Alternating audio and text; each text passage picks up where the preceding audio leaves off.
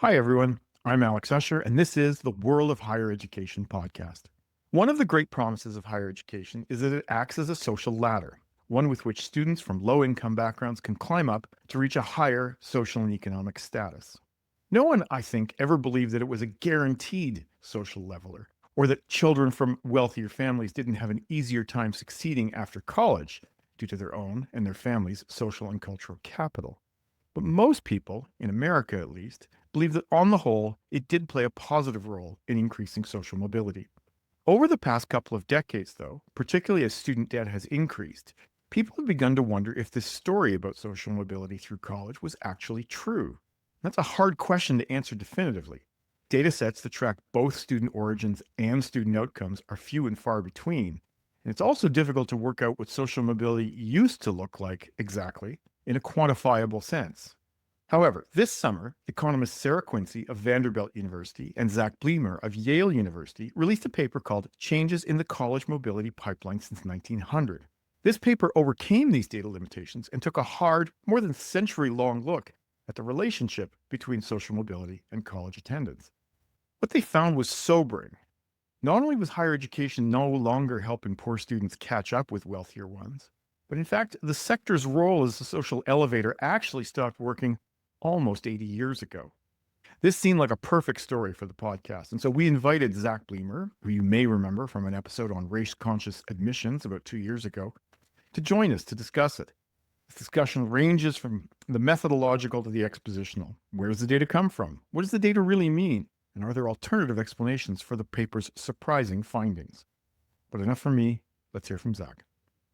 So, Zach, you wrote with Sarah Quincy a paper called Changes in the College Mobility Pipeline Since 1900, which is a long way back. And you argue that the relative premium received by lower income Americans from higher education has fallen by half since 1960.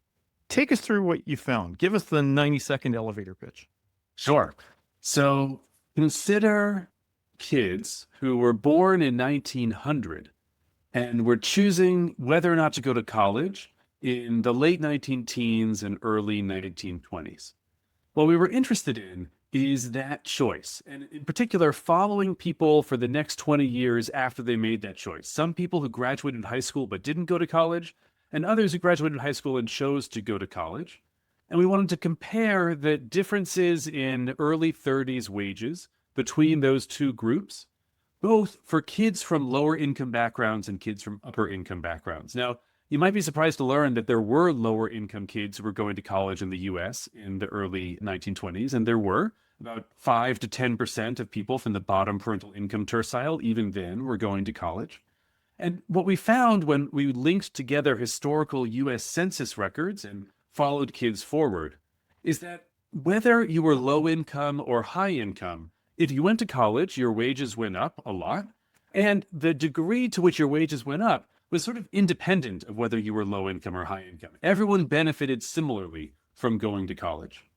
If you compare that to kids who were born in the 1980s and who were choosing to go to college in the late 1990s and early 2000s, you see a very different story. Everyone still gains from going to college, but kids from rich backgrounds seem to gain a lot more than twice as much as kids from poor backgrounds, despite the fact that they're kind of making the same choice. They're going to different universities and they're studying different things. But when it comes down to the 18-year-old making a decision, the 18-year-olds who choose to go to college but come from poor families are just getting less from American higher education now than they did in the past, or when you compare them to kids from rich backgrounds. So I want to make sure, because this is kind of a crucial thing for your argument. When you talk about relative premiums, right? Yes. What's the premium compared to what and relative compared to what? So what we always have in mind is there's the value of college for rich kids and like how much of that value do poor kids get too? And in the early 20th century and as late as sometime around the 1960s, those values were very similar. Lower income kids were getting somewhere between 80 and 100% of the value of going to college as higher income kids. And so by value is where you're talking about premium. Sorry. Right? Right. Right. Okay. So value just means how much your wages go up. right. Perfect.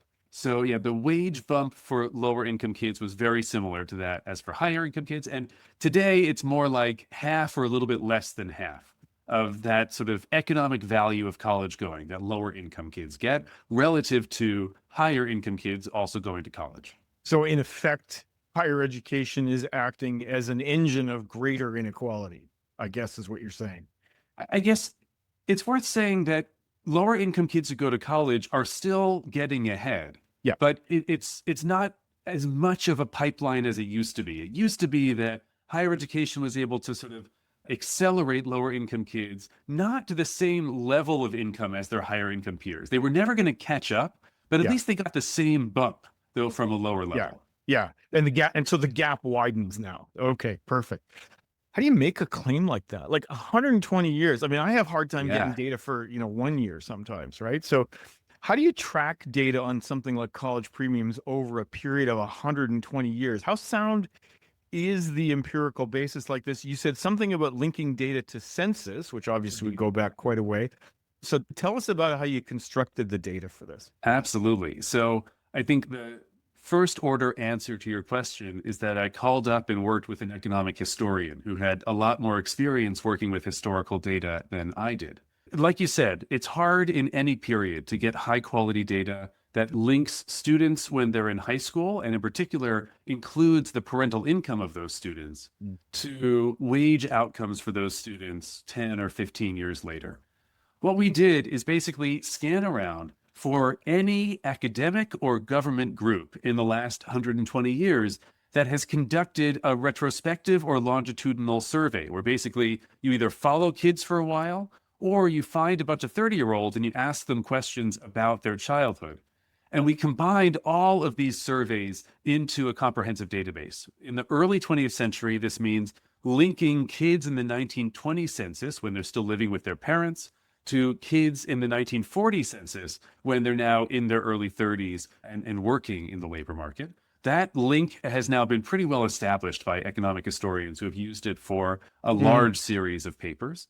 By the middle of the 20th century, groups of primarily sociologists were conducting a series of very large-scale longitudinal surveys. The biggest of these was called Project Talent. This was a survey put together by the American Institutes for Research in 1961, in which they randomly sampled over 400,000 American high school students, collected a ton of information about those kids, and then resurveyed them in between 1971 and 1974 to ask what happened to them in their lives. In more recent years, there have been a large set of governmental surveys, primarily conducted by the Departments of Labor and Education. Some of these to educational research practitioners might be well known, things like the National Longitudinal Survey of Youth, the NLSY. Some are less well known, but there's lots of these surveys that exist. All we did is combine them all together. Yeah. But and I took from one of the appendices, you've got about 9 or 10 survey big ones from over this period. And so I guess one methodological limitation here is they don't all follow them for the same amount of time, right? And you would be limited to inquiring about questions where the questionnaires were offering relatively similar answers, right? Exactly. I mean, you never get your dream data, but those would be the big limitations here is you've got to look for the similarities and you're kind of restricted, I guess. I would add another restriction here. So you're right that as we were sort of filtering down which data sets we could use, the key variables we needed were parental income when you were in high school, level of education by age 30, and how much money you make between ages 30 and 35 at some point. And so all of our surveys have those variables. And then what we also looked for was information about what college they went to and what their college major was. And hopefully they took a test in high school, the SAT or an IQ test or something, so we could see like what kinds of kids and from what academic background were going to college. But there was another key limitation here, which is that in most of the data before 1950, it was really difficult to get a direct measure of parental income. Instead, what we tended to get was things like parental occupation and industry and level of education and other variables that are very predictive of income, but aren't quite income itself. And so a lot of the work of the paper has been trying to sort of line up these sort of measures of differing quality from different surveys to make sure that the results that we're reporting aren't some kind of noise arising from mismeasurement, but are instead actual changes on the ground in American higher ed. So you ran the data and you noticed, I guess, that there was kind of a sharp inflection after, or maybe it wasn't that sharp, but it was certainly, things started to get worse after 1960. When you first saw that, what were your hypotheses, right? Like at that point, you got to start looking at whatever variables you can to start thinking about how do we explain that? What did you think the answer was, and what did you think the confounding variables might be? Sure. So I think my expectation was that two things would primarily explain this change. My background is primarily in studying undergraduate admissions. And so I thought that there was going to be a first order role for rising meritocracy in university admissions, which might make it difficult for lower income and lower testing kids to get access to high quality education. Changes in affirmative action and the availability or access to high quality schools for kids from different backgrounds. And then changes in tuition that made it more challenging for lower income kids to afford high quality education. And so that was sort of one subset of things. And then a second possible story here is that it has nothing to do with like the causal treatment effect of college. It's just that the poor kids who go to college over time might not be as academically strong as they were in the past. Maybe in the past, only the brilliant poor kids went to college, whereas all the rich kids went to college. But maybe today, like both the smart and the dumb poor kids go to college. And so it looked like they were getting all of this value when actually it was that the only poor kids in college were going to do well no matter whether they'd gone to college. And it turns out that neither of these explanations is first order in explaining this rising regressivity. This story that I just told about changing test scores of lower and higher income kids going to college, in fact, it has always been the case that the rich kids who go to college have relatively higher test scores compared to rich kids who just graduate high school than poor kids who go to college. That hasn't changed since 1960. And when it comes to access to highly selective universities, it has always been the case that rich kids go to the schools that today we think of as good. The fancy private universities, the flagship public universities, they've always been disproportionately rich. In fact, over the last 50 years, poor kids have slightly increased their representation at those schools, not the other way around. So rising meritocracy has not, on net, pushed poor kids out of those universities. If anything, the variety of admissions programs those universities have implemented to try to increase enrollment among both racial minority students and lower income students have relatively increased their enrollment relative to 1950 or 1960. Right. Okay, so you were just making a case about that it wasn't a compositional change in where poor students went. And I heard you say, that there are more lower income students at, say, Harvard, Yale, MIT than there were 50, 60 years ago. And I have no doubt that that's true. But as a percentage of all students, of all poor students, surely that's not true. Like the vast wave of lower income students, often from minority backgrounds, often ending up in community colleges or non-flagship, publics. Yep. Surely that's got to be some part of the story. Yes. So it turns out there are three primary trends that explain this rising collegiate regressivity, and you just hit on two of them. The first is that your point about lower income students primarily going to satellite public universities, or basically all of the non-R1 publics. Right. Whereas higher income students, if they go to a public university, tend to go to flagship and research-oriented universities. I'm going to skip talking about Harvard, Yale, and Princeton. No one goes to those schools, and they're sort of irrelevant to the landscape here. Right. Because it's such a small piece of the pie, right? It's like exactly. Fewer than 1% of students go to an Ivy Plus school. When you're talking about American higher education as a whole, these schools don't matter. But the flagship publics matter. So about a third of all four-year college students go to a research-oriented flagship public university. And what has happened over 1960 isn't that poor kids have lost access to those schools. It's that they never had access to those schools, and those schools have gotten way better over time. So even looking at simple measures of university quality, like student to faculty ratios or instructional expenditures per student or graduation rate, or we spend a lot of time in the paper developing university specific wage value added measures, like the degree to which each university benefits the wages of its students. On all of these measures, there has been a dramatically widening gap since the 1960s between flagship and non-flagship public universities. The flagships have just dramatically pulled away. They've gotten way more money, both from the students themselves through additional tuition dollars, but also through gigantic federal subsidy, in part for research.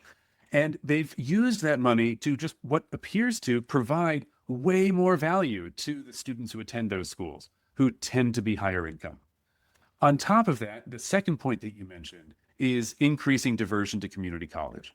Sort of interestingly, before 1980, community colleges, which were already pretty well established in the US, enrolled only slightly more lower than higher income students. They enrolled a lot of high income students, and the gap was small. Since the 1980s, that gap has grown really substantially. So there's been huge diversion of lower income students toward community college, and those schools just provide lower value education to the students who enroll there. So at some level, this is a sorting story, right? I mean, like you see that in discussions about American economic geography, that the people sort themselves into areas. Is that kind of what you're saying is the case here too? So it's not about sorting inside the four-year sector. It's about sorting between the 2- and 4-year sector.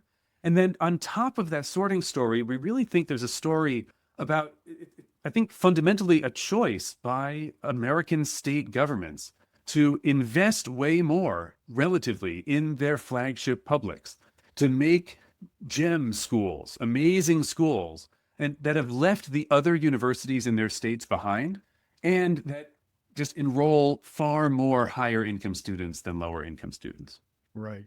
So when I was reading this story, I mean, one thing that struck me, because it's hard to read pieces about American higher education without reading something about race. And like the last time you were on, we were talking about SCOTUS and the Fair Harvard decision.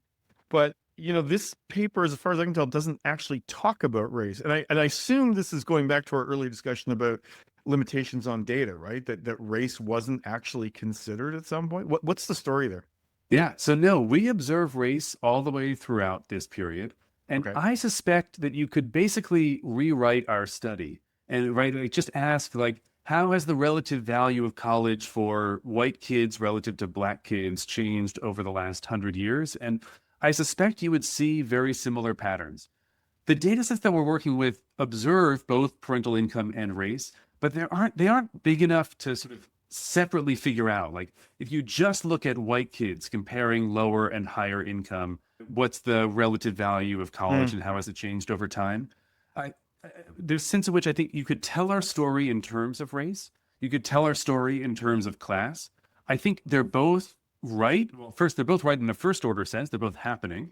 I think they're also both right sort of within each other. I think within racial groups, at least to the degree that we've been able to collect evidence, it looks like these class gaps have pretty substantially risen over time. Similarly, we show a little bit of evidence that sort of within the lower income group, there are pretty substantial gaps between white and black students. In part, I sort of saw this as an interesting addition to this work that I had already done on race, pointing out that while race is part of the story, you can also just sort of reframe this entire conversation in terms of America's higher education system, leaving lower income students behind, sort of irrespective of race. Right. Because it strikes me that, the 1960 is 6 years after Brown versus Board of Education. So you would start seeing a lot more in the early 60s, mid 60s. You see a big push of black students would become a bigger chunk of the lower income sector. And I suspect a few years later, you would see the same thing for Latino students. And so the lower income students all of a sudden are not just starting from further behind, they're also consisting of a lot of people who we know, irrespective of education, are going to be discriminated against in the labor market. Yes. Right? Wouldn't that pull things down a bit? Wouldn't that be part of an explanation? Well, keep in mind that when we're measuring these wage premiums, we're always measuring the premium relative to people who went to high school but didn't go to college. Right. So there's going to be Black people sort of on both sides for both lower and higher income. That being said, I think your point is well taken. We really don't do any work in the paper looking at changes in the racial composition of students by parental income over this period.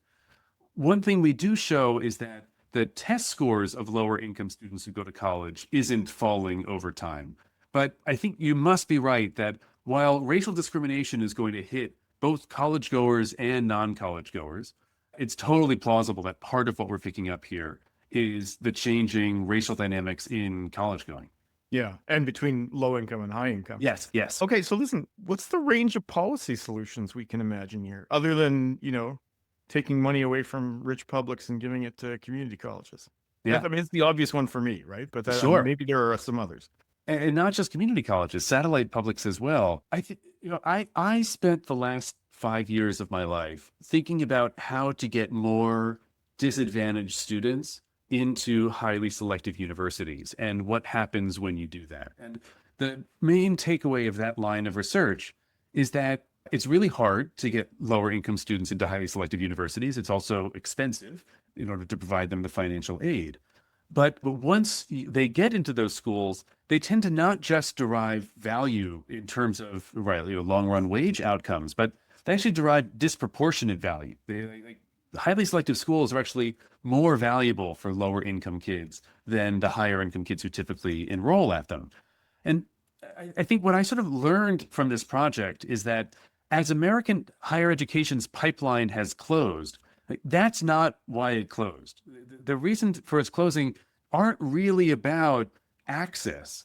They're fundamentally about something that's actually even more accessible or manipulable by policymakers, which is investments by state governments and by students, by donors, by all of the people and organizations that fund higher education that have just increasingly centralized that money toward the schools that enroll a lot of rich students.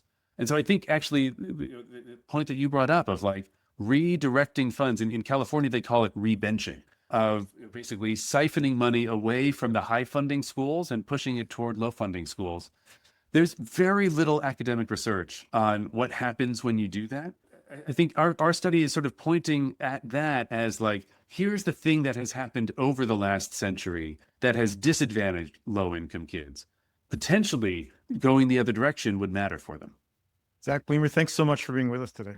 My pleasure. And it just remains for me to thank our excellent producers, Tiffany McLennan and Sam Pufek, and you, our listeners and readers, for joining us. If you have any questions or comments about today's podcast, or if you have any suggestions for future editions, don't hesitate to get in touch at podcast@higheredstrategy.com. Join us next week when our guest will be Dmitry Dubrovsky. He's a research scholar and lecturer at Charles University in Prague, and he'll be talking to us about the slow motion collapse of Russian higher education under Vladimir Putin. Bye for now.